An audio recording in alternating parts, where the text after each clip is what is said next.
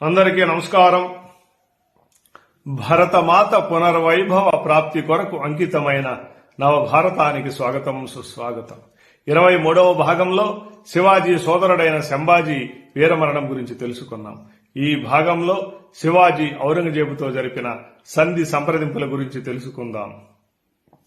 1656వ సంవత్సరంలో బీజాపూర్ సుల్తాన్ మహమ్మద్ ఆదిల్ షా చనిపోతాడు. ఆఖరి రోజుల్లో కూడా అతని నోట శివాజీ నామజపమే.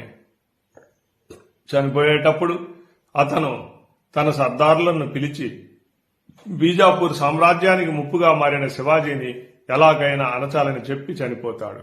అతని తరువాత అతని కుమారుడు అలీ ఆదిల్ షా బీజాపూర్ సుల్తాన్గా వస్తాడు. ఆ సమయంలోనే మొఘలు చక్రవర్తి షాజహాన్ కుమారుడు ఔరంగజేబు దక్కన్లో సుబేదారుగా ఉంటాడు. బీజాపూర్ సుల్తాన్ మృతిని అవకాశంగా తీసుకుని మొత్తం దక్కన్ ప్రాంతాన్ని ఆక్రమించాలని పథకం వేస్తాడు. ఈ పరిస్థితులను శివాజీ తనకు అనుకూలంగా మలుచుకొని అనేక కోటలను చేయిస్తాడు. ప్రబల్గఢ్ కోట కొంకణ ప్రాంతంలో ఉంటుంది. ఈ కోటను పాలిస్తున్న కేసరీ సింగ్ కొంకణ దండయాత్రలో శివాజీని గట్టిగా ఎదిరించిన వారిలో ముఖ్యుడు. ఈ పోరాటంలో కేసరీ సింగ్ చనిపోయిన వెంటనే శివాజీ కోటను ఆక్రమించుకొని చారుల ద్వారా అందులో ఒక చోట రహస్యంగా దాచిపెట్టబడినటువంటి నిధిని కనుక్కుంటాడు. ఆ నిధిని తవ్వించి స్వాధీనం చేసుకుంటాడు. ఆ కోటలో కేసరి సింగ్ తల్లి ఉంటుంది. ఆమె కుమారుని మరణవార్త విని గుండె పగిలేలా ఏడుస్తుంటుంది. శివాజీ ఆమె వద్దకు వెళ్లి సాగిలపడి నమస్కరించి తన్ను ఆమె కుమారుడిగా భావించమని వేడుకొని ఆమెను అనునయిస్తాడు. తనకు కేసరి సింగ్ మీద ఎలాంటి క్రోధం లేదని, స్వరాజ్య స్థాపనోద్యమానికి అడ్డుగా ఉన్న వారందరినీ విధిగా తాను ఎదిరించవలసి వస్తున్నదని, అందువల్ల కేసరి సింగ్ను వధించవలసి వచ్చిందని, తనను మన్నించమని శివాజీ ఆమెను ప్రార్థిస్తాడు. ఆమె శోకాన్ని మాని శివాజీని ఆశీర్వదిస్తుంది. ఈ విధంగా శివాజీ ఒకవైపు పోరాడుతూ మరొక వైపు ఓడిపోయిన మరణించిన వారి కుటుంబాలను అనునయించి వారిని తనతో చేర్చుకుంటూ స్వరాజ్య నిర్మాణంలో ముందుకు వెళ్లసాగాడు. కొంకణ ప్రాంతంలోనే పర్వత దుర్గాలైన రాజ్మాచి, లోహగఢ్ కోటలను స్వాధీనం చేసుకుంటాడు. ఈ విధంగా శివాజీ కొంకణ ప్రాంతాన్నంతటినీ 1 సంవత్సరంలో జయించగలుగుతాడు. శివాజీ మరిన్ని కొత్త దుర్గాలను జయించడానికి తన సైనికులను పరుగులు పెట్టిస్తాడు. తీపి మాటలతో ఆకర్షించే నైపుణ్యం గల తన దూత సోనోపంత్ దబీర్ను ఔరంగజేబు వద్దకు పంపుతాడు. ఎందుకంటే అప్పటి వరకు బీజాపూర్ రాజ్యం నుండి తాను స్వాధీనం చేసుకున్న కోటలకు, మైదాన ప్రాంతాలకు, ఓడరేవులకు ఔరంగజేబు నుంచి అధికారికంగా గుర్తింపు పొందడానికి. గెలుచుకున్నదేమో బీజాపూర్ నుంచి, గుర్తింపు ఏమో ఔరంగజేబు నుంచి. శివాజీ ఖడ్గం ఎంత పదునైనదో బుద్ధి కూడా అంత తీక్షణమైనది. శివాజీ నుంచి వచ్చిన స్తోత్ర ప్రశంసల లోగుట్టును ఔరంగజేబు గ్రహించలేదు. సంతోషంగా శివాజీ కోరినట్లు తన అంగీకార పత్రాన్ని ఇస్తాడు. ఇది జరిగిన కొద్ది రోజుల్లోనే శివాజీకి తన వేగుల ద్వారా ఔరంగజేబు ఆధీనంలో ఉన్న జున్నర్లో గల అపార సంపత్తిని గురించి సమాచారం అందుతుంది. సమాచారం అందగానే శివాజీ తన అశ్వాలను మొఘలుల భూభాగంలోకి ఉరికిస్తాడు. జున్నర్ కోట పహరాదారులు శివాజీకి ఢిల్లీ పైన భక్తి ఉందనే అభిప్రాయంతో నిశ్చింతగా హుక్కాలు పీలుస్తూ మద్యం సేవిస్తూ మజాలో ఉంటారు. శివాజీ అర్ధరాత్రి వేళ తాటి నిచ్చెనలతో కోటగోడలు ఎగబాకి తన సైనికులతో కోటలో విరుచుకుపడతాడు. అతడి సైనికులు జున్నార్లోని ధనాన్నంతటినీ ఒక చోట చేర్చి దానినంతటినీ ఆ ప్రాంతంలో ఉన్న వందలాది మేలుజాతి అశ్వాలపై వేసుకుని తమ దుర్గానికి ప్రయాణమవుతారు. తరువాత శివాజీ అహ్మద్నగర్కు కూడా ఇటువంటి బహుమతిని ప్రసాదించి వెనక్కి వస్తాడు.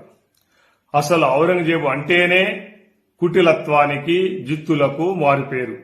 కుట్రలు, కుతంత్రాలలో అతనికి సాటి వచ్చేవారు లేరు. అటువంటి ఔరంగజేబు శివాజీ జున్నర్ కోటపై దాడి చేసి ధనాన్ని కొల్లగొట్టడం చూసి ఇంతటి వాడిని నాకే చెంపపెట్టు అయ్యింది కదా అని ఔరంగజేబు అగ్గి మీద గుగ్గిలంలా మండిపడతాడు. నేను అడగకుండానే నాపై వినయ విధేయతలను ప్రకటించి నన్ను ధూప దీపాలతో గౌరవించినట్లు నటించి ఆ దీపంతోనే నా గడ్డానికి నిప్పు అంటించిపోయాడు కదా శివాజీ. సరే చూద్దాం అతని సంగతి అనుకుంటాడు ఔరంగజేబు. శివాజీ ఏలుబడిలోని రాజ్యాన్నంతటిని సర్వనాశనం చేయమని తన సైన్యానికి ఆజ్ఞ జారీ చేస్తాడు. ఆ ఆజ్ఞ విడుదలయ్యే లోపల శివాజీ యొక్క మరొక దూత రఘునాథ పంత్ ఔరంగజేబు ఎదుట హాజరవుతాడు. శివాజీ యొక్క తీవ్ర పశ్చాత్తాపాన్ని వ్యక్తం చేసే లేఖను ఔరంగజేబుకు అందిస్తాడు. తాను చేసిన దానికి శివాజీ ఎంతగా దుఃఖపడుతున్నాడో, ఎంతగా క్షమాపణ కోరుతున్నాడో ఆ లేఖలో వర్ణించబడింది. ఆ పత్రంలో గాని రఘునాథ్ పంత్ మాటల్లో గాని శివాజీ స్వాధీనం చేసుకున్న సొత్తు గురించి, అందులోని ₹1 కూడా తిరిగి ఇవ్వడం గురించిన ప్రస్తావన లేనే లేదు. ఆశ్చర్యం ఏమిటంటే ఔరంగజేబు యొక్క ఉదార హృదయం శివాజీ యొక్క ఈ అపరాధాన్ని కూడా క్షమించేసింది. నీ పశ్చాత్తాపాన్ని చూసి మేము నిన్ను క్షమిస్తున్నాం. ఇకపై నువ్వు మాకు సంపూర్ణ విశ్వాసపాత్రుడివై ఉండు అని జవాబు రాసి రఘునాథ్ పంత్ చేతుల్లో పెట్టి పంపుతాడు. ప్రయాణమయ్యాడు.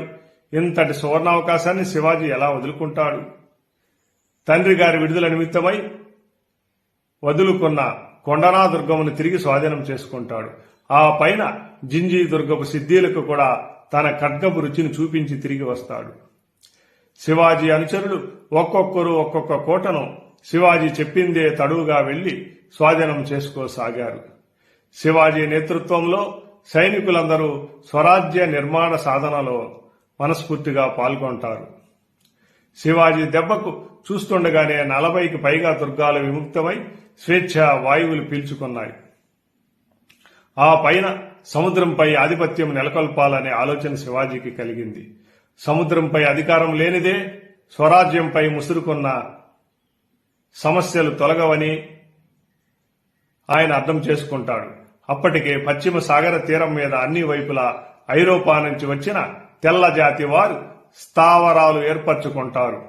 వారి మెత్తని కపట వేషాలకు ఢిల్లీ పాదుషా, బీజాపూర్ సుల్తానులు లొంగిపోతారు. వాళ్లకు చాలా సౌకర్యాలు కల్పిస్తారు. కానీ శివాజీ మహారాజు దూరదృష్టికి ఆ తెల్లవారిలో ఒక భయంకరమైన ఆపద గోచరించసాగింది. సముద్ర మార్గంలో వచ్చి దాడి చేసే శత్రువుల నుంచి పశ్చిమ సాగర తీరాన్ని సురక్షితం చేయడం తప్పనిసరి అని ఆయనకు అనిపించింది. విజయదుర్గం, సువర్ణదుర్గం, కళ్యాణదుర్గం మొదలైన జలదుర్గాలు నిర్మించబడ్డాయి. యుద్ధ నౌకలు, నావికా దళాలు సిద్ధమయ్యాయి. ఒక సమర్థుడైన నౌకాదళాధిపతిని శివాజీ నియమిస్తాడు. 1658వ సంవత్సరం నాటికి శివాజీ యొక్క వయస్సు కేవలం 28 సంవత్సరాలు మాత్రమే. త్వరలో స్వరాజ్య నిర్మాణ సాధనలో ఏదో మహత్కార్యం జరగబోతున్నట్లుగా రాజ్యమంతటా ఉత్సాహభరితమైన వాతావరణం నెలకొంటుంది.